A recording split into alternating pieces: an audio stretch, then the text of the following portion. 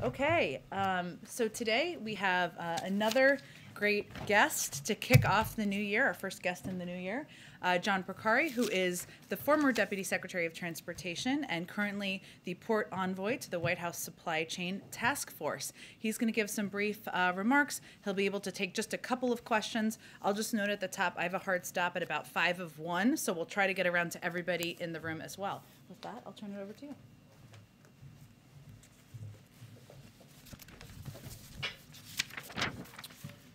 Thanks, Jen. Hi, everyone. It's a real pleasure to be here. I'd like to give you an update on the work we've done as part of the Biden-Harris Supply Chain Task Force. But first, I'd like to give you a quick look back at how we got here. The President saw early on how the pandemic was putting our supply chains to the test. In February, he issued an executive order requiring agencies to produce reports identifying challenges in our supply chains for a set of critical products and for a set of critical industries. When the first reports were released in June, he created a supply chain disruptions task force at the cabinet level to use every government lever to address the near-term disruptions related to the pandemic. One area he asked the task force to focus on was ports and trucking. In July, Secretary Buttigieg convened all of the key players from the goods movement supply chain: ports, labor, trucking, businesses, and more. In August, I joined the effort to serve as an honest broker who could help move everyone from finger-pointing towards taking action. By October, the President brought together the nation's largest retailers, ports, and labor, and earned commitments from all to move toward a 24/7 supply chain system. We also worked with the ports to propose fees on ocean carriers that were leaving import containers at the ports in Los Angeles and Long Beach for too long. This fee has helped lead to a 40% reduction in long-dwelling containers at those two ports. We worked with the Georgia Ports Authority to provide flexibility to fund $7 million of pop-up inland ports to alleviate congestion at the Port of Savannah. These pop-up ports started operating in December. The Port of Savannah has also seen a drop in long-dwelling containers and ships at anchor outside its port. And there have been several steps we've taken in between to help get empty containers removed, to generate commitments from leading retailers to move their cargo during off-peak hours, and working with the state of California to support infrastructure projects. There's still challenges, and Omicron could surface more, which we're closely tracking. When bottlenecks emerge in the global supply chain, it can take more time for goods to reach store shelves, which can lead to price increases. That's why the President has taken such aggressive action to alleviate these blockages, and we've seen significant progress. First, we were able to sustain a record-breaking holiday shopping season. As you can see, our preferred measure of goods on shelves, inflation-adjusted retail inventories without autos, rose 0.5% at the end of November compared to the end of October to not only exceed pre-pandemic levels, but also hit the highest monthly level recorded since 1992. Consumers also received 97 to 99% of their packages on time or with minimal delays from the U.S. Postal Service, FedEx, and UPS. Second, as we begin the new year, the ports of Los Angeles and Long Beach announced a new fee on long-dwelling empty containers, building on the success of the fee imposed on long-dwelling import containers in November. This should help further unclog our ports. Third, we're ramping up efforts to ensure U.S. exporters are treated fairly. The Port of Oakland, for example, announced new actions to improve U.S. exports, particularly agricultural exports. Fourth, we're monitoring potential Omicron-related disruptions at ports overseas and at home while working to prioritize the movement of medical supplies at the nation's ports, working closely with the Biden-Harris COVID response team. The impact of the Omicron variant may continue to unfold, and will remain focused on supporting the public health response, building on our progress to help ease bottlenecks in critical supply chains, and ensuring consumers have the goods they need. I'll be happy to take some questions. Caitlin, thanks so much. One, can you lay out in detail what effect you are seeing that the Omicron variant is having on the ports? And kind of what are you seeing? What are you hearing from officials? In the very short term, there have been some increased outages from longshore workers and others. So far, that has not disrupted operations.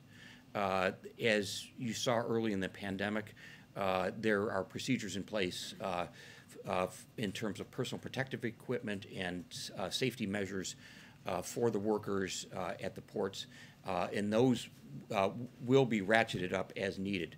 But as we stand here today, the ports and the supply chains are operating at record levels. Okay, and then I guess just my broader question, in the view of the supply chain task force, have these supply chain pressures peaked? It's hard to tell if the supply chain pressures have peaked. I think what is clear is the pandemic laid bare what was the underlying reality, which was the supply chain was stressed even before the pandemic. And we clearly have changes to make to build a more durable, resilient supply chain. One of the great things that's happened is with the passage of the bipartisan infrastructure law, some of the physical infrastructure upgrades to infrastructure that was built by your parents and grandparents can actually be updated through that infrastructure program. Trevor? One of the questions that's come up from the trucking industry is about whether vaccine mandates are restricting worker supply in that area. Is that something that you've seen? Is that still a concern? Well, first, we know that vaccines work, and with 200 million Americans vaccinated, it's a big step forward. Throughout the supply chain, whether it's truckers, longshore workers, distribution centers, or any other part of the supply chain, we're working hard towards vaccination, which is the real protection for Americans. Going forward, we've been working with individual industries to make it as easy as possible to get vaccinated. Thank you so much. Thank you for being here.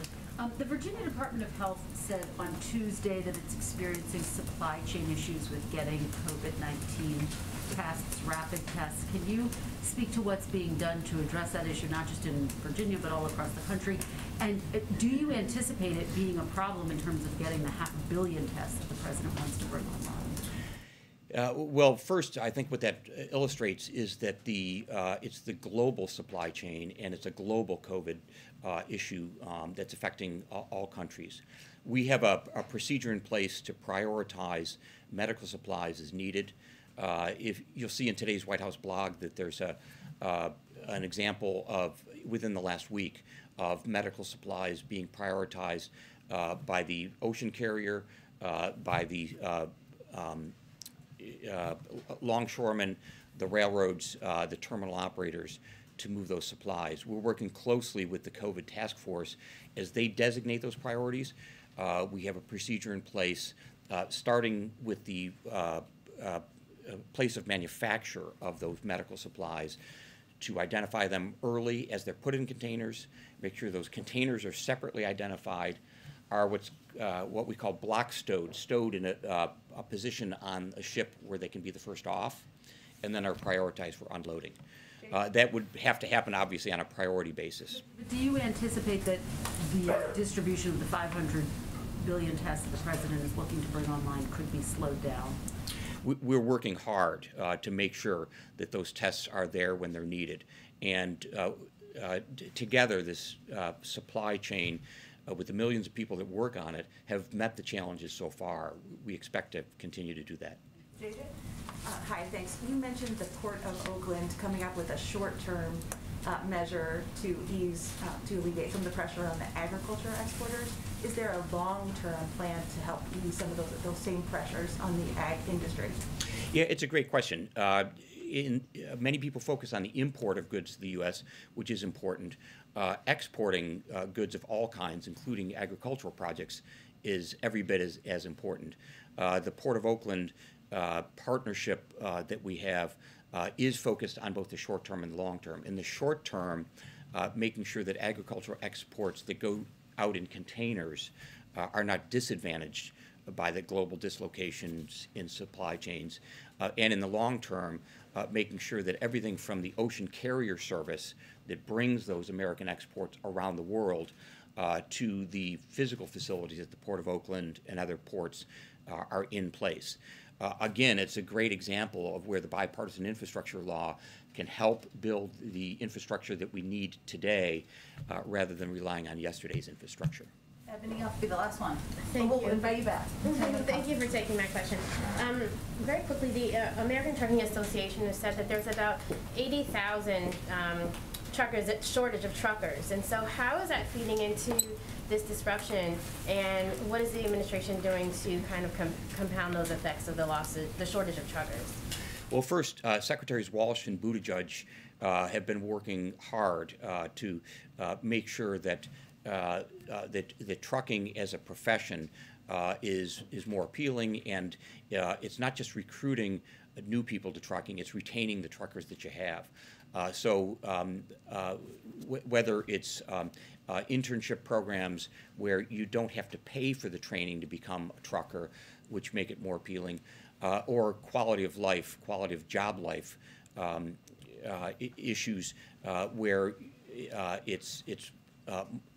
people are more interested in staying in the profession. Those are some of the ways that it can be done. At the risk of stating the obvious, the private sector has an important part to play here as well in terms of pay and working conditions. Thank you so much. Thanks for joining us. My pleasure. Thank you. Okay. I only have one item at the top for all of you. Just wanted to provide a brief update on our federal testing sites, which we continue to expand and are doing strong work to reach Americans, especially in the areas where we're seeing the greatest need.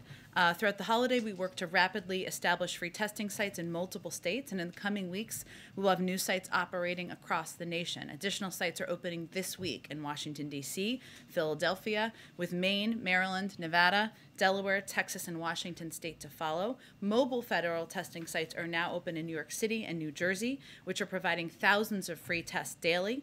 Our 12 testing sites in New York City alone have processed over 8,700 tests since the first site launched shortly before Christmas. These sites have been effective in reaching a diverse set of communities, with 76% of those tested in New York City and 82% of those in New Jersey self-identifying as non-white. These numbers reflect the Biden administration's commitment to ensuring that our hardest hit and hardest risk communities have equitable access to testing. With that, Darlene. I wanted to start with Chicago. Can you tell us if the White House or the Education Department or the administration at large is doing anything to help get teachers and students back into school there? Well, we are in, across government, we are in regular contact with a range of stakeholders on the issue of school reopening and closures, including superintendents, state leaders, principals, teachers, parents, and other school staff. And that is certainly the case now, today, this week, as the president is working, and we are all working to keep schools open. As the president said yesterday, he wants schools to be open. We know they can be open safely, and we're here to help make that happen. And he agrees with medical, scientific, and education experts that because of the historic work we've done, we are more than equipped to ensure schools are open. And we're going to keep our children and educators who selflessly serve their community safe, but ensure that children are not enduring the mental health impact of not being in school, that there are not gaps in learning. This includes schools everywhere, including in Chicago.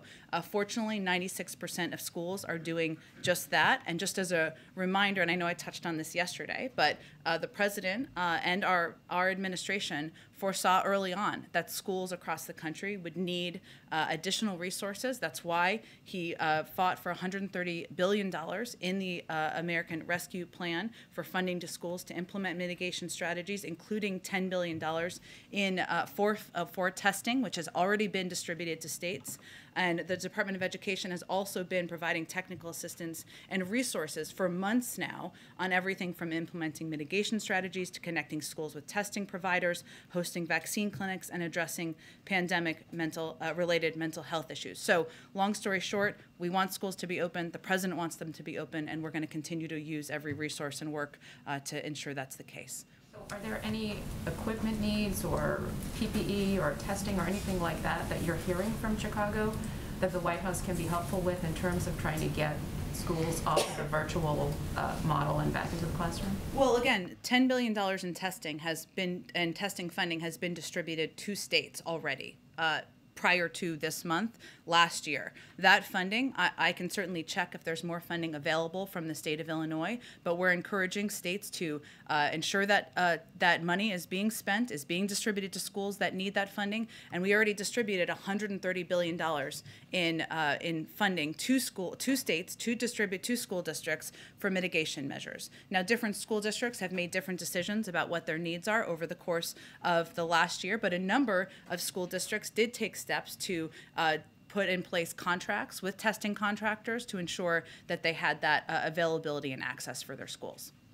Go ahead. Thanks, Jen. Looking back to that ARP money, does the White House wish that there was more oversight in where that American Rescue Plan funding went, since the president said yesterday that some of the schools have not used it well, and we're seeing in some places like Chicago and Milwaukee, some of it's been earmarked for other purposes, including critical race theory, and in Chicago you've got kids not going back to school now.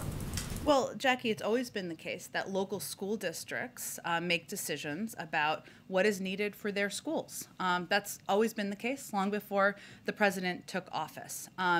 We did distribute that money out to states. As he noted yesterday, some have spent it, others have not spent it. They've spent it in different ways. I would remind everyone that when the CDC put out a range of mitigation measures, there were a range of steps schools could take, and different schools, some schools needed to redo their ventilation. Some schools decided to invest in more bus drivers or more space so that they could socially distance. Different schools made different decisions. What is important for people to understand is that there is some of this funding that hasn't been spent in certain states to put in place mitigation measures. Now is the time to do that. And then on the new CDC guidance, it's getting some criticism that it's confusing, the testing after leaving isolation, because it says that you don't need to test after day 5, but if you can get a test, if you want to test, and you test positive, you should continue to isolate until day 10. So that would potentially create a gap of people who are positive after day 5, but don't test and go back out into the community. And then there have been other policies that have shifted, including the policy around healthcare workers needing to test negative before returning to work, and then that going away. And also the note in the new CDC guidance that negative tests don't necessarily mean that you're infection-free. So is the CDC still led by science and not by other factors in determining its policy? Well, Jackie, the CDC is absolutely led by data and science. And, again, if they hadn't changed their recommendations over the course of time, schools would probably be closed across the country, right? They, of course, are continuing to address, as they have for the past year plus, steps that need to be taken in order to protect the American people. The CDC's guidance did not add a recommendation for testing, including in workplaces. The CDC director just answered this question on a COVID briefing about an hour ago, where she basically said there was a lot of questions about testing, and she wanted to provide information in response to that about how to apply a test should people decide to use a test. They have also conveyed in their guidance, and they can speak for themselves, of course, that transmission and infectiousness occurs in the first 5 days after a diagnosis with COVID-19, somewhere in the range of 85 to 90% of the time, hence their guidance on the 5 days. So they can speak to their own guidance. It is led by data and science. It is not determined here by the White House. It is determined by the data and the scientists who work at the CDC. The CDC, Rochelle Walensky and Dr. Fauci, as we've talked about earlier this week, had conflicting accounts of whether testing was necessary. Dr. Walensky said part of that consideration was what people would tolerate. And we know that it's important to keep schools open, to keep the economy running. Isn't it time to incorporate some of those other messaging points into this administration's discussions about how we emerge from this pandemic? We talk about how it's led by the science and we're following the science, but it seems like we're also following economic needs and political needs and logistical needs. Well, here's the difference from the last administration. We are not driving our decision-making on how we're addressing the pandemic through messaging or through political concerns. We're driving it by what the CDC and the medical doctors and the experts there convey. They update their guidance. They change their guidance. Certainly, I'm sure they have disagreements internally about what guidance they should put out. That is a healthy part of a discussion of a policy process. But that's what we're driven by. And that's also why we do COVID briefings, so that you all can ask those questions, as you just did this morning an hour ago. The president yesterday said this continues to be a pandemic of the unvaccinated. Isn't it also fair to say that it's still also a pandemic of the vaccinated, given the breakthrough cases that we've been seeing? Well, Jackie, we also know that you are 17 times more likely to die of COVID if you are not vaccinated, and 20 times more likely to be hospitalized. So I think in terms of the impact, the dire impact on people across the country, we should be very clear about the impact of not getting vaccinated and the people who will be hurt, be hospitalized, and face the threat of death the most. And those are the people who are unvaccinated. One last question on the CDC announcement, rather the COVID briefing announcement. The CDC is not going to change its definition of fully vaccinated to include a booster shot. Jeff Zients and Rochelle Walensky said there's no plans for that. They didn't explain, though, why that is. Can you give us some context on how that decision was made? Again, I would say that's a decision made by our health and medical experts.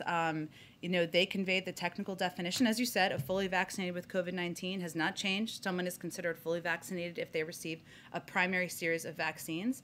They also clarified that CDC recommends people stay up to date, as everybody should stay up to date on any vaccine. If your kid needs a vaccine, when you go to the pediatrician and they say you got a 5-year, a vaccine at 5 years old, you kind of hold your breath because you don't want to have your kid get a shot, but you keep it up to date, and that's what they're recommending. But they can speak to their own decision making. Go ahead, Trevor. Jen, so next week I know we've got these 3 tracks of talks with Russia. Yeah. One is U.S.-Russia, one is NATO-Russia, another is broader European security talks. For the U.S.-Russia talks, is there scope, in terms of what the agenda looks like? What are the specific areas you want to focus on? Sure, that's exactly right. There are 3 sets of talks next week. They start on the 10th in Geneva. Those will be led by Deputy Secretary Sherman. Then there's the 12th in Brussels, the NATO-Russia Council, and then the 13th in Vienna, which is the OSCE, which will start then will be represented by our ambassador to the OSCE, Mike Carpenter. So let me give you a preview, as you just asked, for what to expect. Russia has of course raised, as you've seen them raise publicly, they've also raised privately, the issue of European security. Let's be clear, over the past 2 decades, it is Russia that has invaded 2 neighboring countries, interfered in many other elections, used chemical weapons to attempt assassinations on foreign soil, and violated international arms control agreements.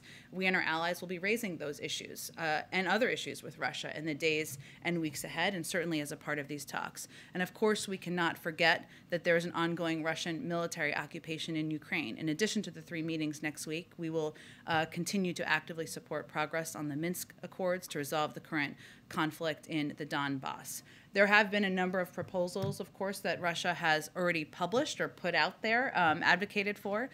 President Biden has made clear that we can make progress on some issues while others are not viable. We're not responding to them point by point, and I don't expect we will in these negotiations because, in our experience, you don't make actual progress by negotiating in public, and also because many of the proposals don't merit such a response. But Russia is very familiar with our positions, which are grounded in the fundamental principles of European security they once agreed to, including that borders cannot be redrawn by force, and countries have the sovereign right to determine with whom they associate. Finally, we don't know what next week's conversations will bring, but our approach to the discussions will be pragmatic, results-oriented, and we believe there are areas we can make progress on with Moscow, make progress on if they come to the table ready to do that. And obviously, that's the nature of diplomacy. Okay. Sorry, just one more. Within that region, we've also seen a lot of instability in Kazakhstan. Is that something that the White House has a position on? Yeah, we have obviously, as you noted, we have seen that, and we're monitoring reports of protests in Kazakhstan. We support calls for calm, for protesters to express themselves peacefully, and for authorities to exercise restraint. There are some crazy Russian claims about the U.S. being behind this, so let me just use this opportunity to convey that as absolutely false and clearly a part of the standard Russian disinformation playbook we've seen a lot of in past years. Go ahead. Thank you, Jen. On this plan or agreement that the White House had with Walmart and Kroger to sell those rapid tests at cost, did the White House make an effort to extend that agreement? Well, I'm not going to get into details of our private conversations with these providers. It was a set period of time. But what's important to for people to understand, or the American people to understand, is that our focus is, of course, ensuring that we are increasing access and access to free tests to people across the country. So obviously that has been the case, selling them at cost, something that we strongly supported, advocated for the last couple of months. Since that time, the president has quadrupled the size of our testing capacity. We have announced the intention to purchase 500 million. We're in the process of finalizing those contracts, of course. Tests, we've made 20,000 testing sites available. We've opened a range of federal testing sites across the country. So our objective is to continue to expand access to free tests for the American people across the country. And I'd also note, of course, next week, people can submit to their insurers, and we'll have more details on that. I know you asked about that yesterday, on how that will work. Can submit to their to their insurance companies to get reimbursed for their tests as well. But I guess the point is those 500 million tests aren't available yet. You can't go on a website and sign up for them yet. You can't receive them yet. You can't yet file a claim with your insurance company to be reimbursed for the tests that people have been buying. And so I'm wondering, since the president has had the CEO of Walmart here at the White House before, they have a pretty close relationship since he took office, why he would not try to extend that agreement that they had with Walmart, that the White House had with Walmart, to keep those tests a little bit less expensive than they already are. Well, I'm not going to detail private conversations, but I will just reiterate that next week people can get reimbursed for their tests. I just announced at the top of this briefing a number of additional federal testing large sites that we're opening. We have 20,000 free testing sites across the country, and we are very close to being able to announce put up the website so people can order, if they desire, free tests to be delivered to their homes. So we are very close to continuing to expand access to free tests, and that's what our focus is on. And of course, we certainly believe, and our focus continues to be, that we don't want any American to be in positions where tests are only available at an untenable price. That's why we are expanding free testing. And why make the decision to have people have to file a claim with their insurance companies for each rapid test that they buy to be reimbursed by the companies, instead of just making the rapid test free? We are making the tests free. This is an additional step. We're making them 500 million of them free to people who want tests, and we'll continue to build on that. But this is another step people can take. 150 million Americans who are insured to get reimbursed by their insurance companies, and I expect we'll have more on that in short order. A few other questions I have. Tomorrow the president is going to speak on Capitol Hill. Is he going to address his predecessor's role in the riot? Yes, and let me give you a little more preview of that. So in addition, and I know I noted this yesterday, but I think it's important for people, so let me briefly reiterate. The president is going to speak to the truth of what happened, not the lies that some have spread since, and the peril it posed to the rule of law and our system of democratic governance. He will also speak to the work we still need to do to secure and strengthen our democracy and our institutions, to reject the hatred and lies we saw on January 6th, and to unite our country. I'd also note that President Biden has been clear-eyed about the threat the former president represents to our democracy, and how the former president constantly works to undermine basic American values and rule of law. And President Biden has, of course, spoken repeatedly about how the former president abused his office, undermined the Constitution, and ignored his oath to the American people in an effort to amass more power for himself and his allies. He sees January 6th as a tragic culmination of what those 4 years under President Trump did to our country, and they reflected the importance to the president of winning what he has called many times, and you've heard him call many times, the battle for the soul of our nation. So just as you heard him say on January 6th of last year, I would expect that President Biden will lay out the significance of what happened at the Capitol and the singular responsibility President Trump has for the chaos and carnage that we saw, and he will forcibly push back on the lies spread by the former president in an attempt to mislead the American people and his own supporters, as well as distract from his role in what happened. So he will, of course, speak to the moment, to the importance in history of the peaceful transfer of power, of what we need to do to protect our own democracy and be forward-looking, but he will also reflect on the role his predecessor had. Will he call Donald Trump out by name? we'll see. We're finalizing the speech, but I think people will know who he's referring to. One more question. When it comes to voting rights, and you've talked about how important that is to the president, will he directly call Senator Joe Manchin and Senator Kirsten Sinema about voting rights? He is in touch with a range of members of the Senate, including those you've mentioned, about a range of topics that are of a priority to him, including voting rights. But we're not going to outline more details from here. Has he been in touch with them this week? I'm just not going to outline more details of private conversations from here. Go ahead, Kristen. Jen, thank you. Before I get to what's happening in Washington, I'm wondering if the president has been briefed on the tragic fire in Philadelphia. We know that 13 people so far have been killed in that fire. I have seen those reports, absolutely devastating, a number of children, but I will have to get an update on if he's been briefed. I know they were just coming out as we were coming out here. Okay, thank you. Going back to the CDC and the new guidelines, they have come under criticism with a lot of parents, teachers, other folks saying they're just flatly confusing, and that there was a clarification put out yesterday that doesn't feel much like a clarification. And I guess the question is, does President Biden have confidence, and is he satisfied with the job that the CDC is doing?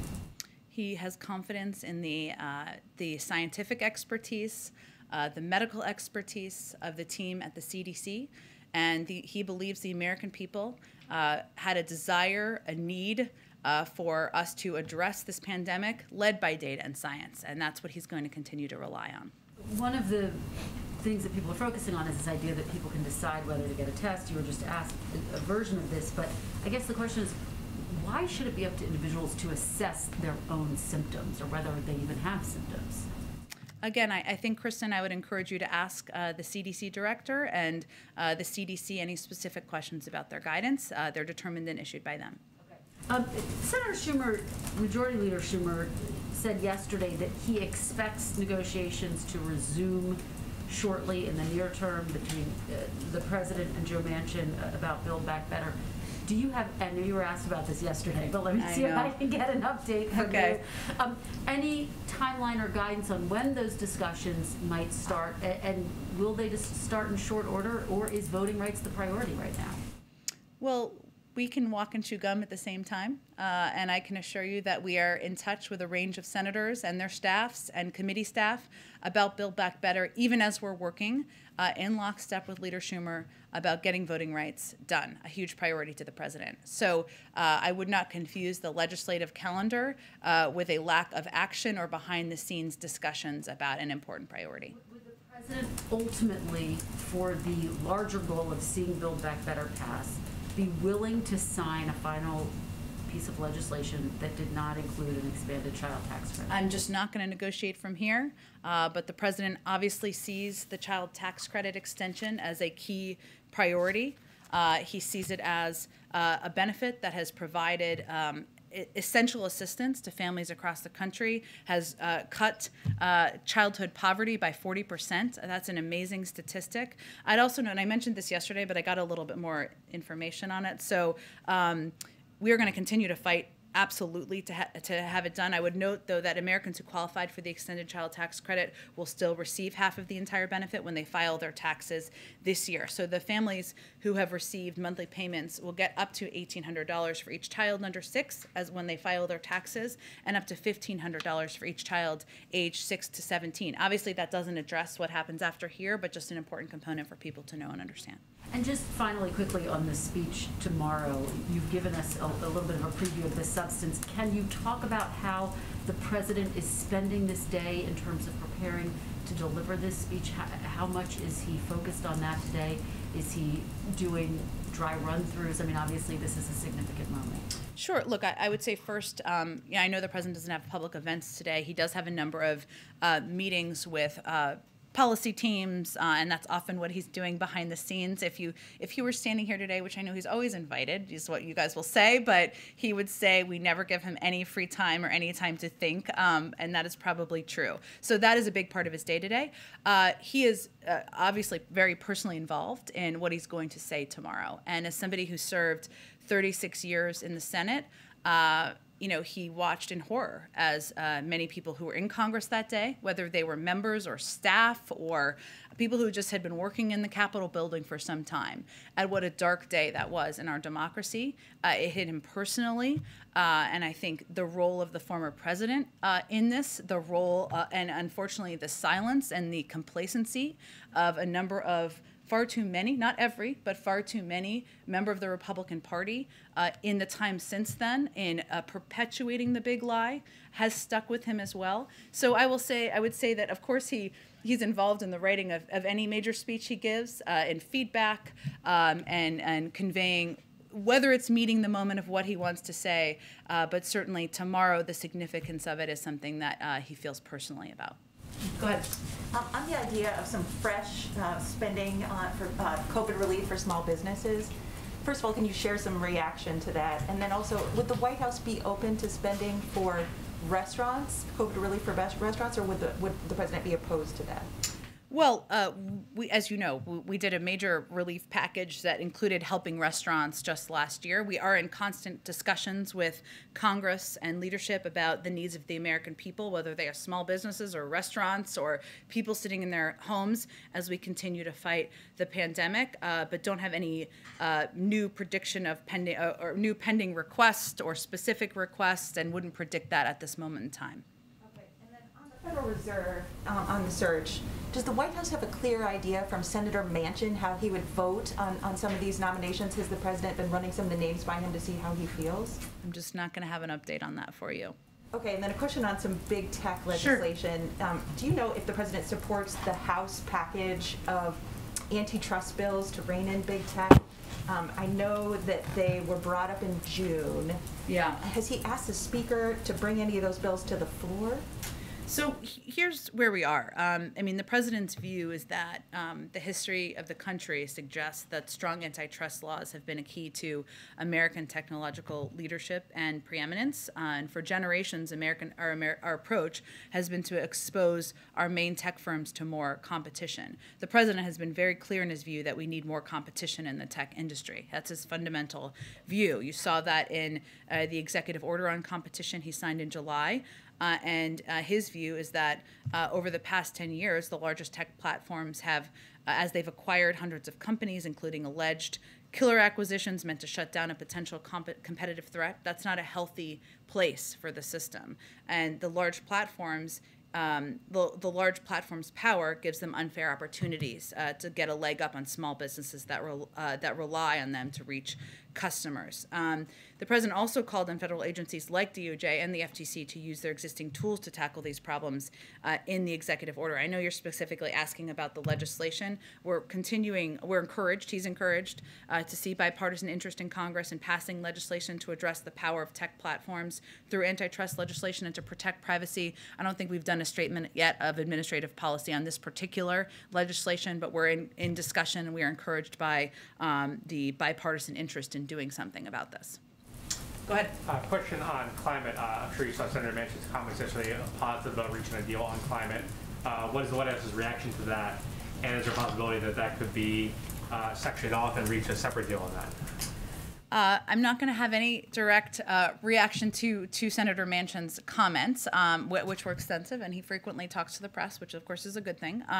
But I would say that a key component of the president's Build Back Better agenda is climate and addressing the climate crisis. That's how he feels.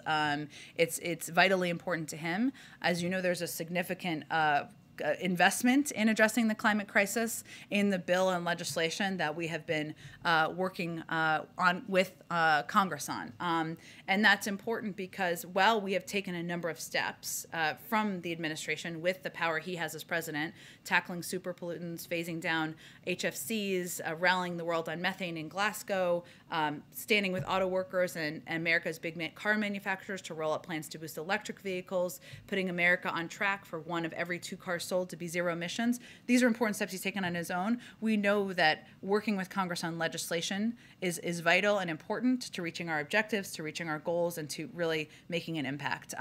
But I'm not going to negotiate from here on what the specifics are with members of Congress. And 2 questions on voting rights. Does the White House have a response to Senator McConnell, who was critical of the focus of voting rights on January 6th. That this was, this day was being used to push Democrats' agenda of voting rights. And then, secondly, does the president plan to address voting rights tomorrow, and will he address specifically the filibuster and changing the rules of the filibuster? Sure. Well, I would say first on the speech tomorrow, I can't believe it's tomorrow, but the speech tomorrow, he will touch on voting rights, but he will have more to say on that soon in a longer format. And the speech tomorrow is more focused on the day, what it means in our history, and the role that some have played in continuing to perpetuate the big lie and perceptions in the country. But he will touch on it. I would note, as it relates to specifically the filibuster, in March, just to go back a little bit here, because I expect we'll be talking about this more, the president said he had, quote, an open mind about dealing with certain things that are just elemental to the functioning of our democracy, like the right to vote, like the basic right to vote. We've amended the filibuster in the past. He's also said previously that senseless obstruction would be a big factor for him, and I think there's no question, objectively, Republicans have not once but 4 times obstructed basic legislation that should not be partisan, but is about upholding our Constitution as they simultaneously attack the most fundamental American right, the right to vote. He also said back in December that if necessary, he supports a rule change to uphold the sacred right of Americans to vote. And this is reflective of the fact that while he is a creature of the Senate and somebody who respects the history of the Senate, he wants the Senate to function. And he wants to move towards and is open to rules changes that will help the Senate function. So I expect he'll have more to say about that, but I just wanted to note a couple of the things he said, including right before Christmas. Sorry, you said a longer format down the line. Is there another speech planned on voting rights? We'll have more to say soon, but he'll have more to say tomorrow, past tomorrow, in another format about voting rights. Go ahead, Emily. I wanted to kind of piggyback on what my colleague was just saying, because I was wondering, does he plan to visit the Senate at all and do a full federal speech on reform, just as he did when he went to the House regarding the infrastructure bill? Can we see that? And back on the speech again, I know you can't give out everything, however, in calling out Trump, is he also going to speak directly to his own party that have stood in the way of the filibuster? Well, again, I would just note that tomorrow, while he will touch on voting rights, is not a speech about voting rights. And he will have more to say about that soon. In terms of the location and the format, I don't have anything to preview for you at this point in time. But I think you can expect he will make a passionate case for voting rights, as he has done on a number of occasions in the past, and he will do that soon. I want to ask a quick question on COVID. You're talking about the tests that are going to be available free online. What is the administration doing to confront communities, underserved communities that don't have broadband access, that are going to have trouble getting and ordering these tests online? What is the administration doing on that end? Well, I would say it is an important tool, but it is not the only way that we are providing access to free testing across the country, and certainly ensuring that we are reaching communities that may have challenges because of lack of broadband access or the inability to order online is part of our objective. I started this briefing announcing a number of the federal testing sites that we've opened and ones that we will continue to expand. This is in addition to the 20,000 tests we have available across the country. 50 million tests are in the process of going out, started in December, to rural health centers and community health centers, though a lot of those are targeted to lower income communities, communities that may not have access to broadband or be able to order on their computers. And we will, mobile testing sites is something that we have also continued to build out. So we will continue to build out all of those options, because obviously equity is a key priority to the president as we work to address COVID. Go ahead, Daniel. I have 2 questions. French President Emmanuel Macron said this week that he plans to hassle the unvaccinated to try to get them to get the shot. Since there are millions of Americans who have not been persuaded by the various government campaigns to get vaccinated, why hasn't the president focused more on kind of scolding the unvaccinated to try to tell them, hey, this is not working for society, and we keep getting these shutdowns? Well, I would say that if you look just to a little over a year ago, last December, only about 1/3 of the American people were willing to get a shot. And today, over 85% of American adults have at least 1 shot. And more than 70% are fully vaccinated. So our objective has been to continue to convey to the American people the fact that getting vaccinated will help protect them from hospitalization, from death. It will help protect their loved ones. It will help protect their neighbors and their community. And we've had a great deal of success in that. And obviously the French will make their own decisions about the most effective way to communicate with their public. Is there going to be any change in strategy in terms of messaging?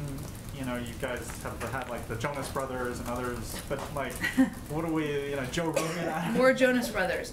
You know, I would say, Daniel, that our approach to date has been that we have looked for trusted messengers. And some of them may have been people who supported President Biden, and many of them were not. And it's been important to us to reach communities, meet people where they are, including with voices. Some of them have been local officials. We found, and this is no surprise to most people who've been covering politics, but local officials, local leaders, pediatricians, they are often the most trusted voices in communities, but also to work with voices of people who, again, may not have voted for the president, but can be effective in helping encourage people to get vaccinated. Yesterday, Senate Minority Leader Mitch McConnell said that Democrats' version of the big lie is their concerns that Republicans are making it harder for people to vote. Does the White House have a response to what McConnell said?